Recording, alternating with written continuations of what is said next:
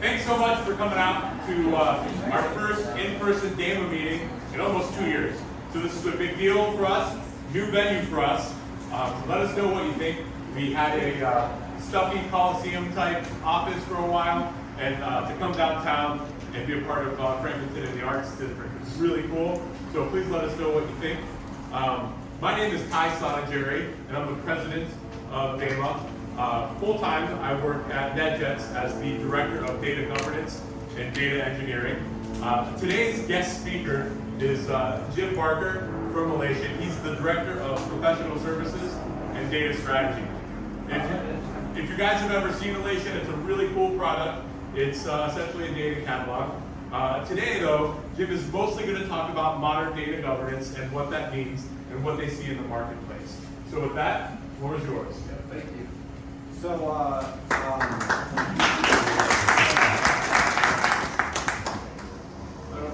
applause for the intro or for what I'm about to deliver. Jim Barker, I'm based in Minneapolis, and today I promise won't be a commercial, right? So at the end, I've got a way, if you want to see Elation, but you can get hands-on and do some stuff here. And I'll cover that in the last slide, but most of today is going to be about data governance and a little bit about data fabric and data mesh and how those three topics also come together, right? In the email reminders, there was a survey that 8 of you have completed, right? What would be great is if you sort of listen to me and sort of maybe fill that out, and we'll like open up the results, part of our Q&A in the last 15 minutes, all right? That would be great, okay? And let's check boxes basically what are you doing as far as the data wheel, which is where I'll start. Okay. Right. All right. So I'm not going to walk through the agenda. The first thing: how many people have seen the DAMA data governance wheel? About half. Okay. Cool. This is a little bit. Some people would argue is a little bit dated. So one of the reasons we threw this in and we did the survey is for you to go through and say, these are the pieces that I do think still make up data governance. These are the pieces we're doing. And my favorite part, and Kai actually was the one that gave me the idea, which are the pieces you've tried to do and are very difficult. Okay? We'll go from there. So if you guys can hop into your phone and go and do that, that would be great. And if you don't have the email, I threw it on there and I'll leave it here for a couple more seconds. All right? All right, so as we jump forward, I'm going to move forward a slide and then go back. Okay, so anybody need to see that? Give you a minute here. Okay. So first slide I'm going to do is going to be something internal to Elation that we wanted to sort of share with you. Okay. So I joined Elation about 6 months ago. Prior to that, I had spent about 3 years doing more data-heavy customer success. Helping about 110 startups and about 10 enterprise-level companies get customer success moving forward with data at the start. Prior to that, I was the Director of Data Management at Honeywell. Okay, so I don't come from an insurance finance background. Done consulting in both prior to working for Honeywell. A lot of my data governance stuff is a little bit heavily weighted towards SAP manufacturing and go-to-market types of activities. I also wrote a doctoral dissertation on data governance. It was mostly wrote about 10 years ago, and the research was like leading up to that. So the DAMA wheel I'm very familiar with, and I'm going to use some of that material here today. Okay. Well, like I said, we at Elation try to use our own stuff as we're running our own business. All right. So one of the things, so that's us, instead of us drinking our own champagne or drinking our own Kool-Aid, we're eating our own desserts, I guess. What you've got on the screen here is something that we as a group, when I joined about 6 months ago, we have a data governance working group. We came together across our overall organization and came up with an elevator pitch for data governance, and the folks at Nationwide have seen pieces of this before. But the reason I threw this on here is what's one of the things that we would probably recommend. A lot of consultancies out there will say you need to have a formalized charter to move forward to be successful with data governance. Okay? Our outlook on this is, yeah, that's great, but what happens if you build one of these nice big formalized charters? You get it done, you check the box, it sits on a drive and nobody ever looks at it again, right? What we often recommend is build out your own elevator pitch of what data governance is, and build out a vision of what you're driving towards, and build a mission statement, and that vision or that elevator pitch, put at the top of every time you do an update deck. Get it so everybody in your organization is starting to understand what you're trying to do, okay? And have an elevator pitch that's a little less fluffy than, or a little less drawn out than what you see if you Google data governance definition, right? And that's what we've sort of done here.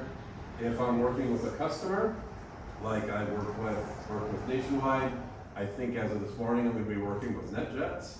Okay, I spit this off the top of my head, and it's about 2/3 of what you see there. Okay, I'm typically talking about, look, it's the people, the process, technology that comes together to get the right data to the right people at the right time, so you can make the right decisions.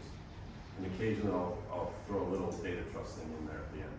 But start thinking about that, and like when I work with customers, one thing I say is an elevator pitch isn't what it takes to go from the 20th floor to the ground floor. It's when you get in that 8 seconds as you're leaving the elevator, because we all know that not a lot of people talk in the elevator itself. So why we have this elevator pitch idea I've never got, it's really the exit strategy thing to plant a seed as you're moving away, okay? So just wanted to throw this in here that, look, we aren't just selling software in the space, we're really growing knowledge, and we practice what we preach. All right, next one. So this is a conceptual framework that I sort of personally built out. Like I said at the start, I wrote a doctoral dissertation on data governance. And this came out of work that we were doing at Honeywell back in the day. I went to a worldwide conference for a software vendor, and I will not say who it was. And a GSI came up and they said, we're going to tell you the way you do data governance. Okay? They had a 4-pillar diagram just like this. The words were nothing close to this. And the picture I liked, the words I didn't. We were already talking about doing something similar. We had a donut with a few key phrases on it, and we converted this over when it's Honeywell. It's pretty much this diagram with a couple of changes. Instead of data leadership, we had a data governance council. Okay. Instead of data ops, it had MDM. And standards and compliance was standards and enforcement for a while. But guess what happened with standards and enforcement? Anybody have an idea what happened? I'm hearing some chuckles, so I think somebody will come up with it. Everybody thought it was too high-handed. It was too, it was too abrasive. So we changed it to compliance. I normally will say oversight a lot, and go from there. All right. So the nice thing about this is it really laid out the framework where data governance really lives, right? So, and I'm just going to talk through this a little bit. So data leadership, I think we all have heard me doing different things. What is your different councils, committees, whatever that you have inside an organization move forward? What I tend to see is one of a couple of things. Either there's none, right? Or there's way too many. Or there's some, but they probably don't have the right people on it, okay?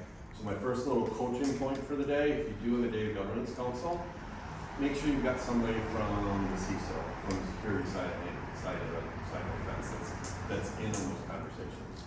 I've seen firsthand where having that there can really allow us to move forward more quickly with those bigger changes.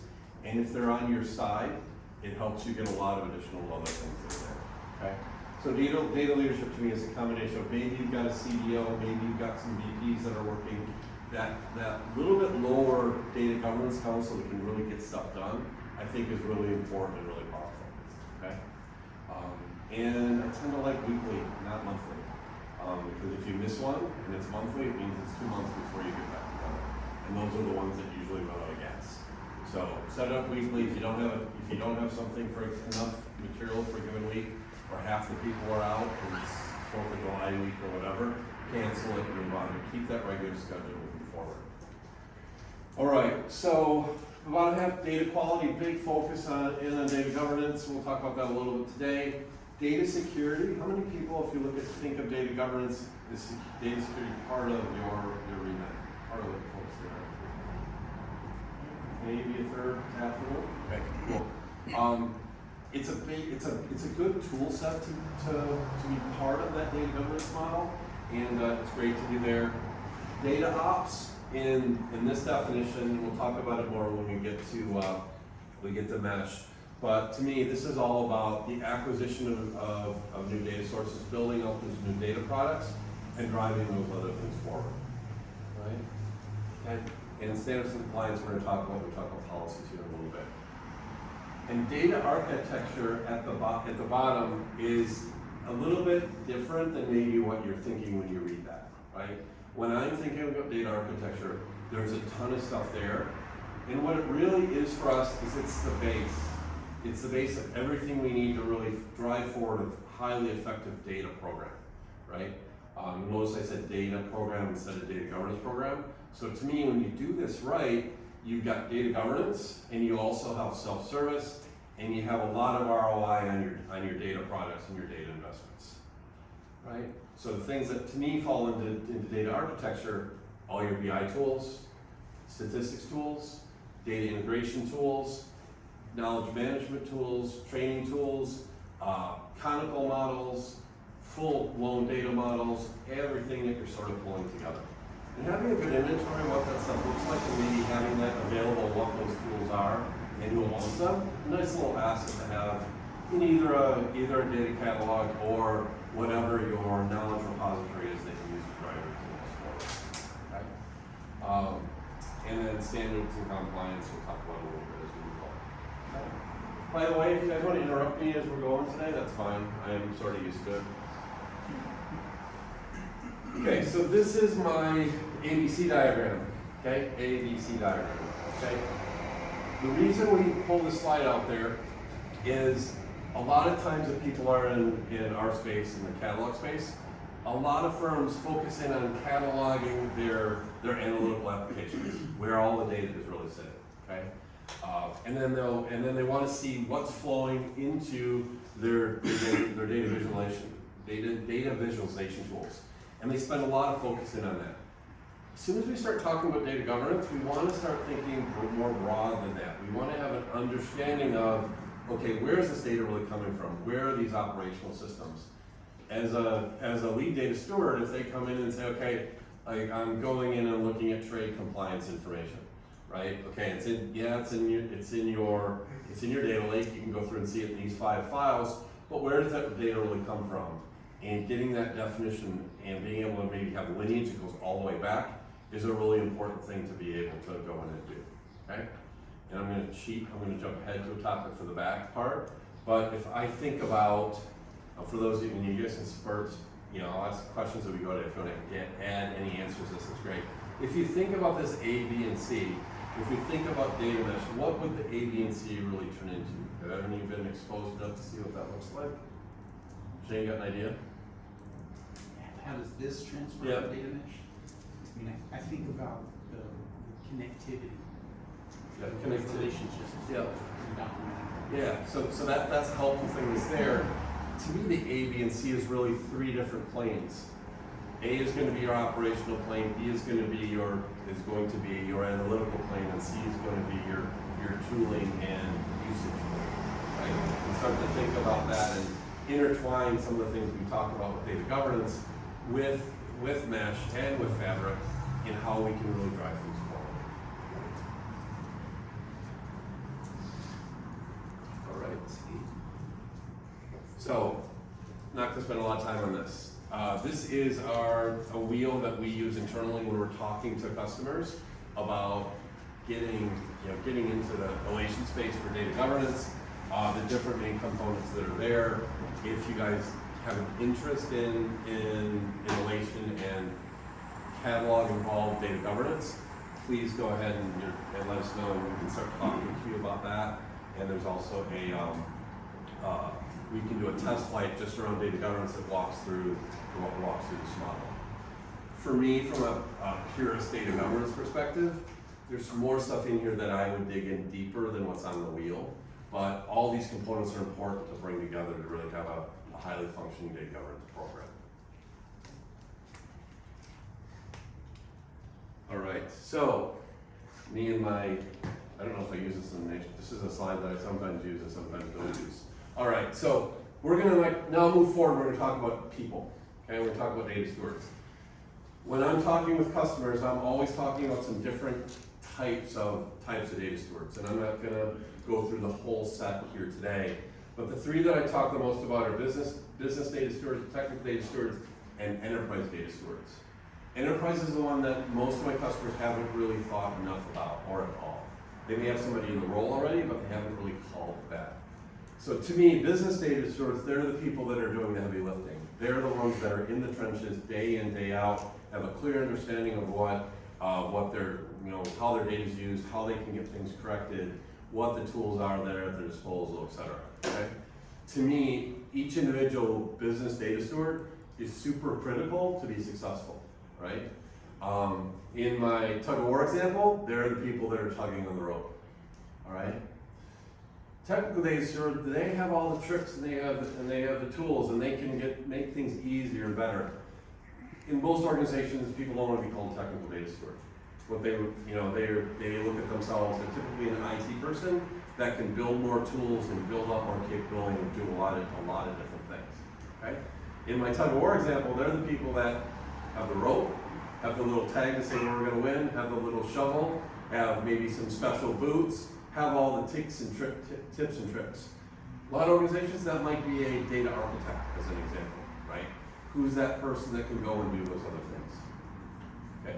Enterprise data steward, typically only one or two of these in any given organization. If you have a CDO, they're typically the CDO's right-hand person.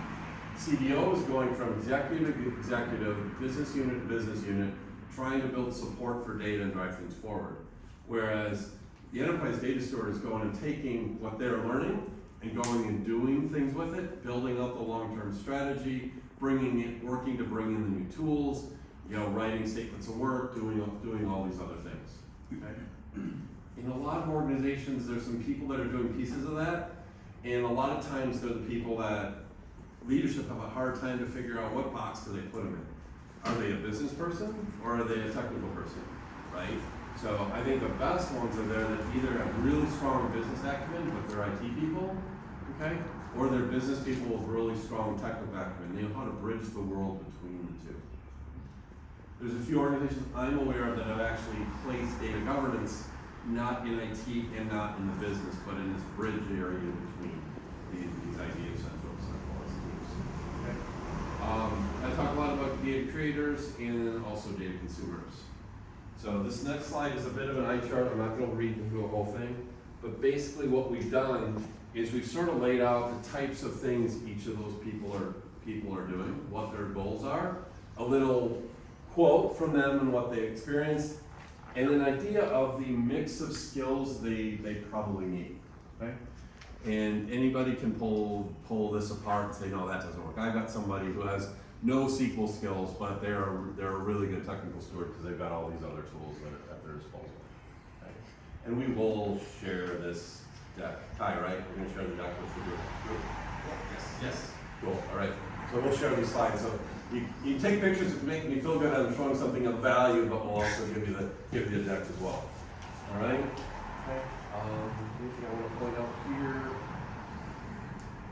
I think the big thing is just make sure you've got this kind of a representation and understand the value of people.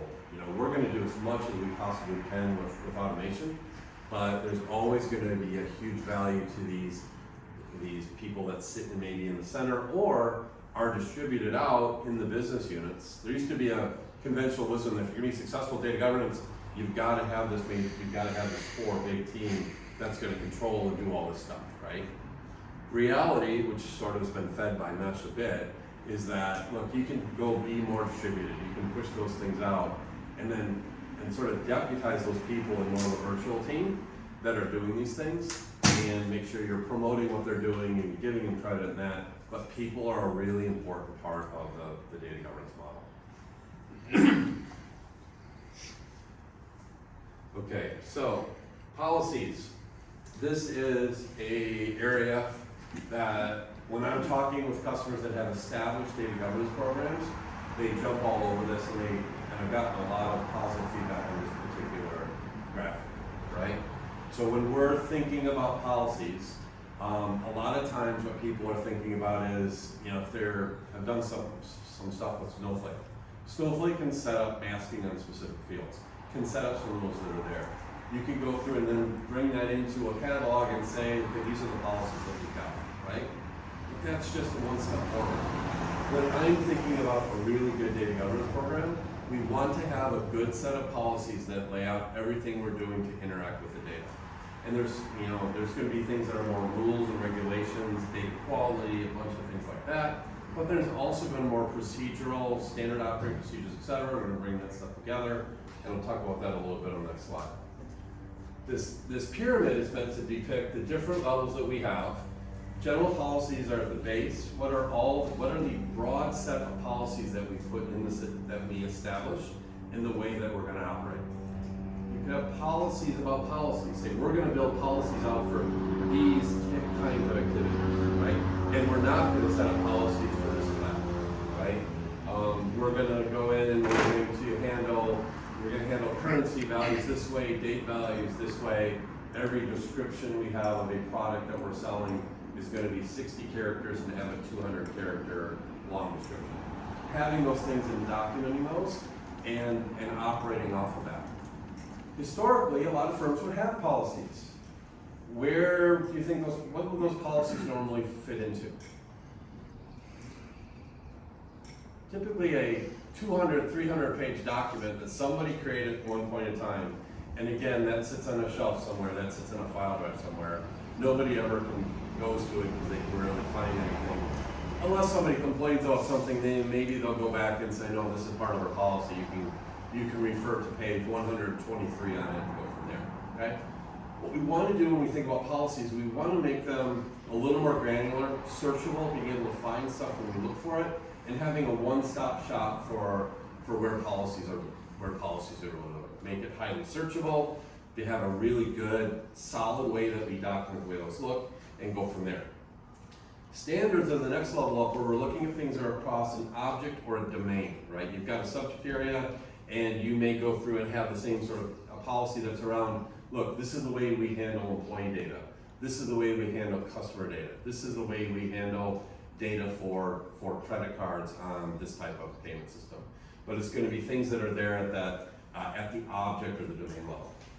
And then data policies are the things that are at a column level. What are we doing with individual fields? We're going to mask this field. We're going to make this field open, widely available. We're not going to let anybody see HR data unless they're tagged as an HR user.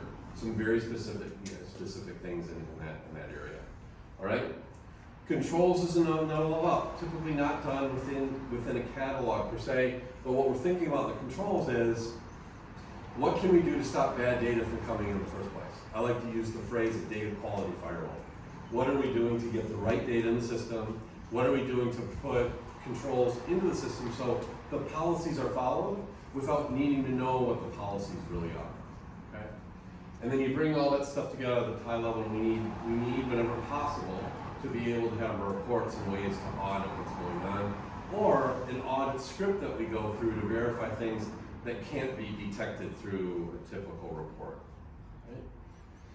The two orange lines on the outside, to build and be successful policies, you need to build them, you need to maintain them. That's the arrow on the right-hand side.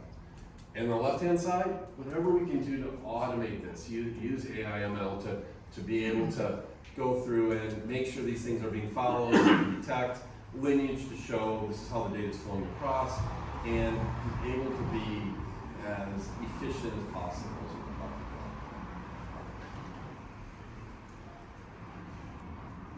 Okay, so now if we take this one step further, and we're going to throw these into some different buckets.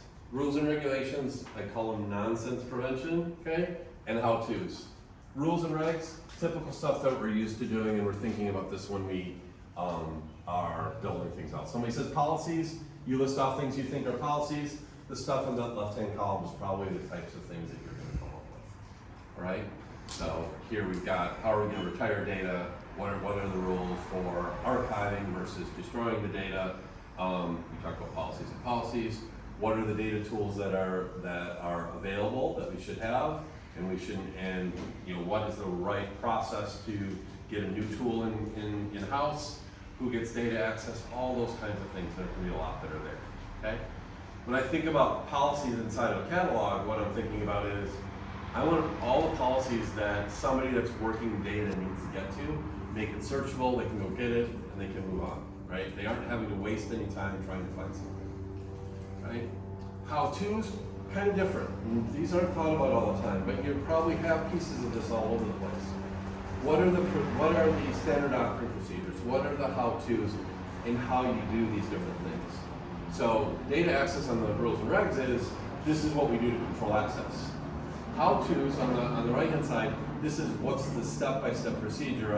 I open up, I go to this URL, I fill this information in, gets routed to my manager approves it, then it goes over and gets procured. Those are the things we're thinking about. Those types of operational items. My favorite bucket is the one in the middle, okay? And this is one, if I'm working with a customer, I'm not gonna go in and say, Shane, go and build out all these nonsense prevention procedures. This is something that happens organically. You have somebody asking for a ridiculous request. They want to have all access to all data, right? They want to be able to provide a list of name, address, and credit card number, right? Write up a policy for that, sort of in response to those types of specific requests like that happens. You have at your disposal. The next time that silly request comes in, you just point into this. It's a pretty short answer. If you don't have it, what happens is you wind up sending a response in an email. The response comes back with them arguing the point. You play ping pong a little bit, then it gets escalated a level up. Experience has shown when you've got something that's well thought out, this is what the policy is, this is why it exists, please let me know if you have any questions. It becomes a time savings particularly for data stewards and those folks working in governments. Right? All right, so we talk about data quality a little bit. So data quality tools have been out there for a long time. I used my first data quality tool, something called Code 1, in 1994 in the health insurance experience. When I proceeded, I was young and inexperienced at the time, to reach out and ask groups to correct 58,000 emails of dead people. I never heard the end of that. Still, I'll be at a Badger football game, and I'll run into one of the people I worked with then, and they give me a bad time about it. They just can't let it go. Anyway, but I've got a couple slides here that talk less about the tools and more about the process. The idea of continuous improvement needs to be thought about more when we look at data quality tools. Yes, we want a data quality firewall that can stop bad data from coming in, but when we have issues, taking advantage of a couple of these tools might be helpful, okay? When I went to work for Honeywell, one of the things that I was forced to do is get Six Sigma Green Belt certified. Everybody in IT had to, okay? Proceeded to, for whatever reason, get a black belt as well, but there's a bundle of tools that we learned in that process, and PDCA, Plan, Do, Check, Act Cycle, is one of those. It's pretty common sense oriented, but when I work through this with folks and train them up on how to use data quality better, this has a really good way and a real good benefit. So the idea is, you're going to go through and plan out what you want. What fields, what objects are you going to govern? What fields are you going to govern? What fields do you need to have data quality rules on, and build out those data quality rules, right? And then you're going to go through and actually build those. And then you're going to identify what data is good, what data is not good, and then use the data that has some issues and get it cleaned up. Okay, check that that's actually working. And when it's working, great. When it's not working, then go through and act on that and make some additional changes. It might be, we need some new rules. We need to standardize some additional data. There's some other things that we need to do, and then we go through this loop again. Okay? From managing a worldwide team that was doing a lot with data quality, this model worked really well for us. Okay? We had a group of what we'll call technical data stewards that could be given a problem and given a spec of what we're trying to do. They could build that out. We could turn that cycle in a matter of days. Quite honestly, but it really worked really well for us, and I've seen it work in a lot of different shops. So think about this PDCA idea while you're trying to build out what your data quality approach is. Second one, this is basically something we built out that extends an approach that Danette McGilvray wrote up in a book probably 15 years ago. Has anybody heard of Danette McGilvray? Okay, so she wrote a book called I think I got it here, Executing Data Quality Projects. I call it the yellow book. Usually if I'm doing something like this, I bring the book and see the book. And about half my customers, somebody buys the book. So she wrote out this 10-step process, and we have augmented this to bring into it ways to use the catalog and also use data quality tools together to really govern and manage and improve our quality. Okay? So the idea here is by going through, and I sort of talked about it in the PDCA cycle, identifying what fields we need to govern. Okay? Assessing the business impact on those fields when it's good or bad, help with prioritization. And then curating those data objects, get good definitions of them, and then understand what causes when there's problems. And then using that part of the section to then identify the field of those fields, which ones do we need to have data quality rules for? Okay, assess the data quality and the overall environment, build out those rules, and then continue to define and improve to make all the data that much better. So now I've got my core objects that I'm using all the time. I've got the fields that I need to govern. I've got the fields that we need better data quality on, and we got an approach to drive that forward. As we have more things that we learn, we can develop improvement plans, and as part of that, we built something called a SIPOC. Okay, it's another Six Sigma tool. Okay, it stands for suppliers, okay, inputs, processes, outputs, and consumers. Actually, draw a picture up and say, look, if I've got one thing that's causing me a lot of difficulty, I'll build a SIPOC out, understand what I'm going to do, then we'll build additional changes, and we'll then run and repeat, maybe go all the way back to govern additional fields, quality rules in additional fields, and we'll drive all that stuff forward. Okay? And then throughout that, we're going to be communicating actions and results to get everybody on the same page. So stewardship stuff I talked about before, bringing that together with things like the PDCA and the 12 steps, and doing more so that everyone is on the same page, and you've got my favorite data governance word, alignment across the organization. That's where you can make some really big improvements.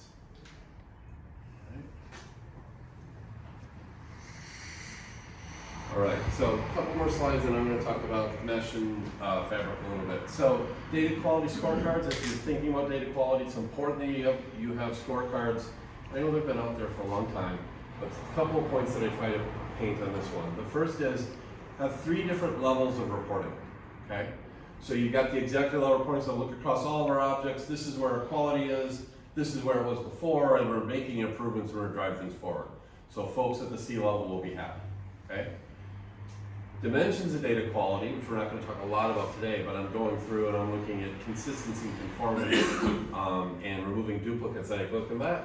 Well, now I can go into a summary level that looks at those things or looks at those things across different data objects or domains. Is a great way to go through and have summary level information. Okay? Real core data stewards and people that are focused on data quality, they want the third one. They want the tactical level, detailed reports that go through and have a breakdown of what's right, what's wrong, so they can go and take action on them. Core data quality people, yes, they like the pretty pictures from time to time, but those typically don't give them a lot of help. What gives them help is being able to go in and see that technical detail. Okay? And then it's important that they're demonstrating overall quality, they can see trending, and then my big one is advanced filter capability, so I can look at smaller and smaller slices of data to make things better. Okay? So bringing together when we're looking at data quality, what we can do to identify and take action, and also illustrate where we're at and where we're headed. Okay? So some of this stuff seems like common sense. A lot of shops really struggle with the execution in this area.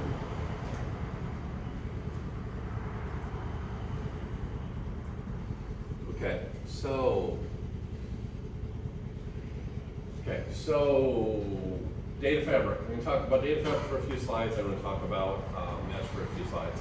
This is my slide that's meant to scare you to death and go from there, right? We know that there's tons of different sources of information, Okay? We know we need to get data products built and get data into a position where we can do with it much more quickly than we typically can. A lot of shops struggle with this and are looking for the silver bullet to be able to make everything better and all those other problems go away. Okay? So I've been doing this for 30 plus years. I know that there's some things that we can do to make things better. There's not a silver bullet that's out there. It's about alignment, it's around people, it's around focus, it's about the right approaches, right? So both fabric and mesh give us some things to think about to drive things forward that hopefully I'll call it the integration, iPaaS, RPA vendors are listening to and doing more things in their products to be able to get more benefits out of what they're trying to do, right? So I'm not going to read through that slide. But I am going to go to Gartner's definitions. Remember at the beginning and we talked about here's an elevator pitch for what data governance is, right? And I said don't make it fluffy, don't have it like the long drawn out definition of data governance that we've had for years.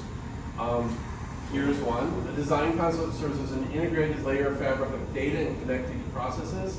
A data fabric utilizes continuous analytics over existing, discoverable, and inferred metadata assets to support the design, deployment, and utilization of integrated and reusable data across all environments, including hybrid and multi-cloud platforms. Okay? If you go to your C-level executives and you utter these words to them, how will that conversation go? There's more. Yeah. Okay. So this is the Gartner thing, right? And I'm going to give you another sort of I'll call it a slanted definition of fabric. It's catalog heavy. I'll give you that. Okay. But if you think about fabric and you think about what a catalog can bring in to assist the development, so here what we're talking about is, in the simpler fabric definition, it's a catalog that has data that's as much as humanly possible, automatically populated, allows users to see where things are related, uses intelligence to add metadata, and support, and I like the last bullet more than the rest of it, supports the teams who are doing pipeline building, or anyone in the building and using of analytics, right?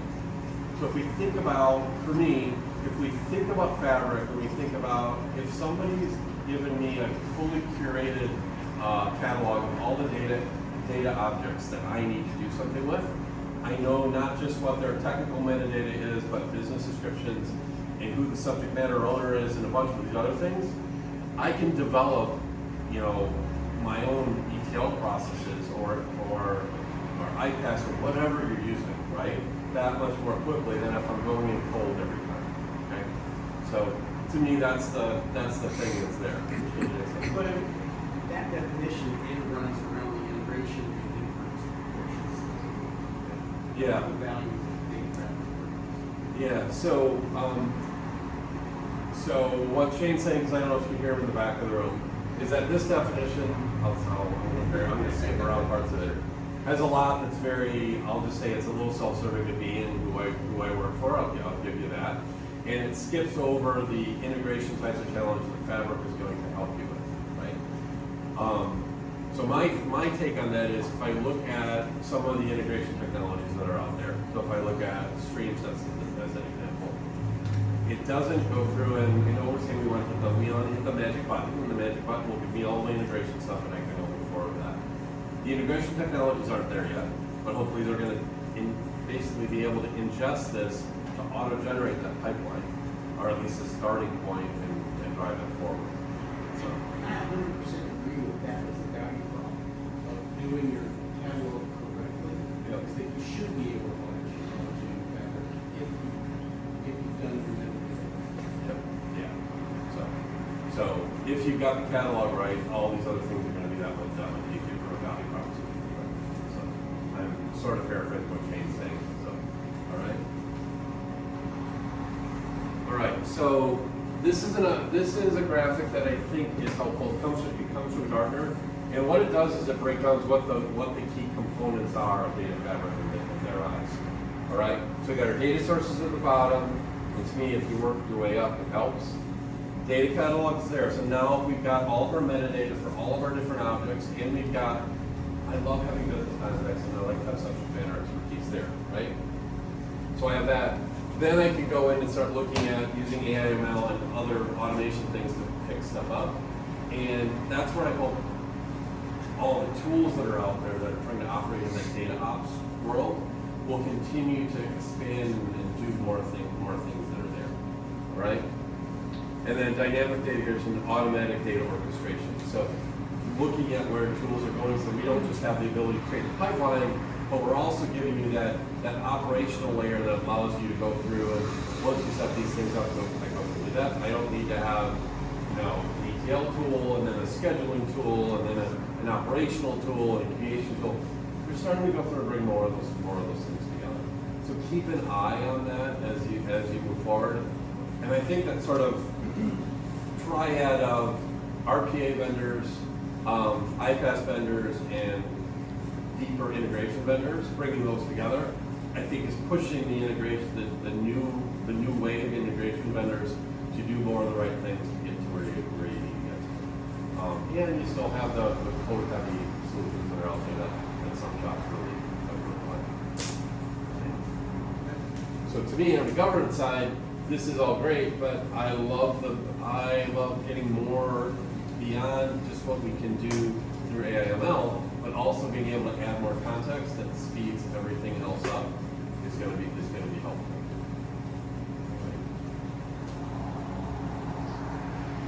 Okay, so data ops is an extension, and I think this is where you're sort of driving to. Being able to have an agile development process, orchestrated deployment, continuous process, and data quality monitoring.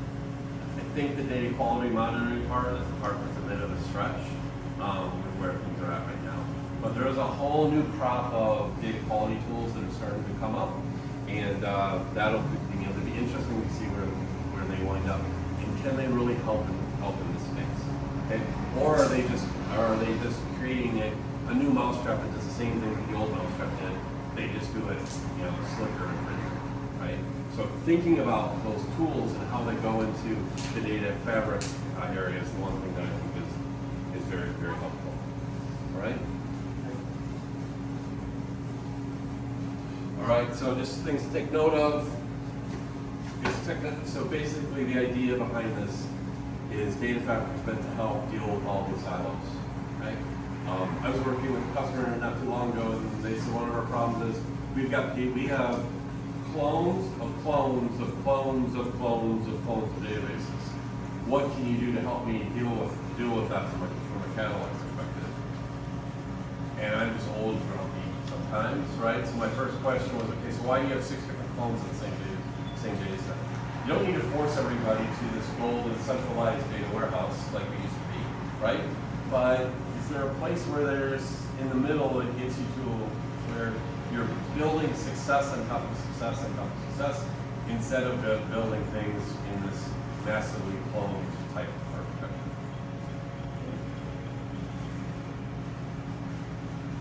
Okay, so I kind of hinted at this earlier. This is a different version of the slide, but the idea of, now that we get into mesh, this idea of having massive federated, I don't like the word federated so much, federated ways that you lay out your different teams and the things that you're doing, okay?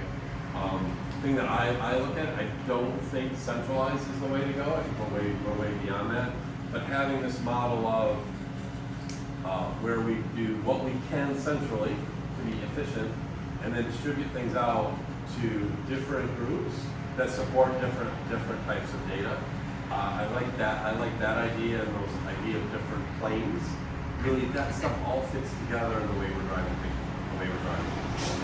Okay. So here in this illustration, it talks about having different cross-functional teams. Okay, and then you've got this hyper-specialized groups of experts that take advantage of AI and ML. They're in the center. They're in the center per se. Okay, but the idea behind the slide is that you're distributing your responsibilities out. Okay, you've got subject matter experts in different business units, but to me, from a governance perspective, they don't see the same value that I see in this. Then having a centralized team that's lean, small, that works together with those distributed teams to come together, and you have this virtual model and say, okay, look, this is our community of practice is a term that I like. We may have a community of practice that's really around governance and maybe a different community of practice that's around analytics. And you're doing things to bring in new ideas, build relationships, and go in and drive that out. Okay? And I personally believe that catalog type technologies are at the center of that to be able to bring people back together. Okay, so 4 different areas, things that are worthy of taking a peek at when we're thinking about mesh. So data ownership is the first one. So when I'm talking with customers, the old school way of looking at this is there needs to be a data owner for every object, okay? And that doesn't always work terribly well. Because a couple of things. One, you could look at let's say a product master.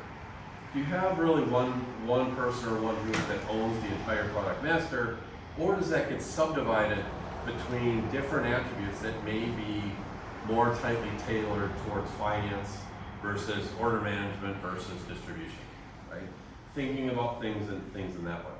Likewise, when we think about data ownership, could it be at the domain level may work better for an organization? You may have a cash services organization. You may have a supply chain organization. You may have a finance, maybe break finance up into credit versus chart of accounts and normal operations. But thinking about domain ownership and laying things out in that way is really important. So when I'm talking with customers and I ask questions, so do you have data owners for all of your data? And thankfully lately a lot of the answer is, well, no, right? I said, what about, have you laid out what your data ownership looks like of those key objects and what the policy is and the way that ownership gets assigned and managed and evolved over time?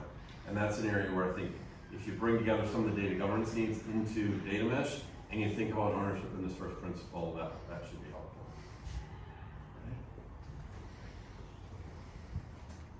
All right, the second one is data as product, okay? So to me, this is like an outcome of a good overall governance program. So if you've got, and it's, there's catalog aspects to this, right? But if you've got your I'll call it your data office. I like to talk about the DCO instead of the CDO. CDO being your chief data officer. I like, well, we're not all in the office all the time anymore, but it used to be, I think about the data corner office. What's the hub of activity where you've got people coming together that are driving things out? When that hub is really working really, really well, it means you've got good policies and procedures and oversight of those things. You've got a curated catalog that gives you a breakdown of what these objects are out there. They're searchable, so you can find out what things look like, and it's a whole lot easier than having a half-inch notebook that has data bottles and lists of fields and maybe 5-word definitions for everything to go through and get started. Like when I was first doing this at Best Buy in the 90s, that's what we sort of did, right? But now as data as a product, we've got these subject areas, we've got data that's there. I can go through and take advantage of somebody else, okay? I like the thought I'd always encourage my younger staff was that, look, smart people come up with good ideas. Really smart people leverage everybody else's ideas. So if the catalog is where that is happening and we've got the data in place to drive those things forward, that'll help us as we move along. Okay, third thing, we've talked about the governance already. So the idea of a big tenet of mesh is that you distribute out all of these activities in closer to the business and driving it forward. So when I'm working with customers, I'm always pushing that idea. This idea of, look, I need to go in. I was working with one customer last summer, and before I joined Elation, and they had a great idea for how they were going to do basically data management and data governance. They were going to hire 250 data stewards worldwide, right, to be able to manage this. So this is a food producer, and I looked at them and said, "So, do you have a budget for that?" And then they kind of dropped their chin, and I said, Because if you do, maybe we could renegotiate some rates right now. So, but they clearly didn't. So the person that had that idea, they actually transitioned out while I was working with them. Because there's people doing a lot of these things already in the businesses, and instead of trying to fight it and get to this big central monolithic data governance organization, have a lean, mean, centralized team. Okay, that wasn't meant to sound like it just did. Okay, but then tag the people in those different business units, and again, like I said earlier, promote what they're doing, celebrate their successes, and then bring this. You've got this virtual data governance operation or this data operation. That's how you start to celebrate and get more progress, and that will get your analytics people to take more advantage of the data products that you're already existing. So think about that when we think about the idea of federated governance. Any questions about that? If there's one thing I want you to remember today, it's that. This idea of a federated, more distributed model, I think can really pay some pretty big dividends. You got people that are doing data and may love it, or may just live with it, right? But go and don't try to remangle the entire organization for this idea of a big core master data governance team. It generally doesn't work. A quick example there, we had a customer that I worked with and started working with in November. They were planning the big monolithic thing. By the end of January, they reached out to me and they had a question. Well, Jim, we've been working at this for a while. We've been thinking about this a lot. What if we only had a central team of 5 people and we kept everybody where they already were? And I was like, okay, that's a really good idea. I'm glad you came up with that. We started talking about before. So, and then they said, I think the big thing is to make sure you go and build that 5-slide deck. You go out to the leaders of those people and make sure they're signed on that they're going to continue to give the time that they're there, right? And then that sort of embracing where you're at and celebrating the people that are in those other areas. How much success have you had with that? I attempted to do a distributed data governance model, and the biggest challenge was it takes work, and managers didn't want their stewards, filling out data models and documenting data catalogs and doing the work, because they needed them doing other work. Yeah. And they didn't have the budget to expand their team. Yep. So the best way to do that, like I said, is you've got a 5-slide promotional deck to sell them on the vision, okay? And then if they realize that they're gonna lose, you're gonna need to do this either in this distributed model, or you're gonna wind up bringing that back to the center, which is gonna mean other tough budgetary conversations organizationally, okay, at that core leadership level. But they see the benefit of what they're going to get, and you say, look, we're not looking for an increase of their time to 50% when they're doing 20% of it. You still want your person there in your team. You still want them to be doing these data things and being the subject matter expert in your area. And it can be kind of difficult, but it's achievable, right? And the first time you talk to them, it may not be a good answer. You got to be okay with that. So what I'm hearing is you need executive sponsorship, so that they know that they gotta pay a price no matter what. They're either gonna pay it with an old school draconian centralized system, or they get to have a little bit more autonomy and pay it in a decentralized system. And the way that I see the most success happen there is when you pick a subject area and you pick a team, and you get success, and you aren't just saying, hey, I've got this idea, here are my 5 slides.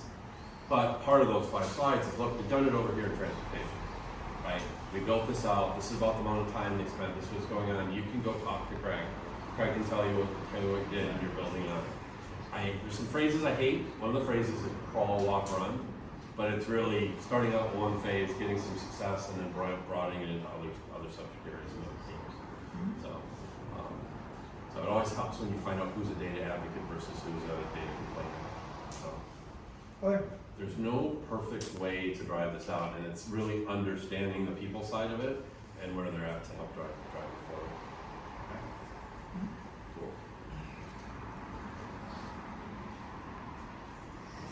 so and the last one is self-service, right? So when we talked about the planes earlier, laying these things out, getting an understanding what's going on, but really it's about, I'm gonna a little bit of commercial, right? We've got a nice catalog, we've got stuff there. Somebody needs to go in and build these reports. So going back to your example about not getting support, if you have built that out, you can be really smart and quick about getting those things there, and you're very quickly starting to see self-service benefits. That's the benefit that group gets above and beyond what they have right now. When I worked for Thompson in the early 2000s, if I ever came in late, I had new babies at the time, so that happened occasionally. I would come to my desk and there'd be like 15 people waiting for me to ask this question or that question. And if we had a catalog, we wouldn't have everybody else, right? Because a lot of stuff is easy stuff to deal with. So people just go to the I room, which is where all the detail was, but same sort of thing. So self-service is a big positive outcome of things that we're really talking about.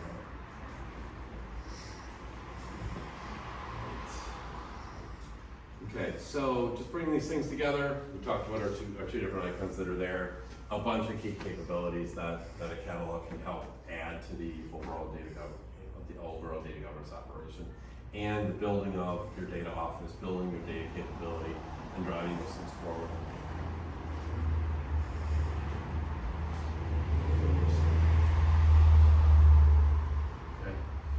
And then this is a slide that we created that sort of lays out in mesh.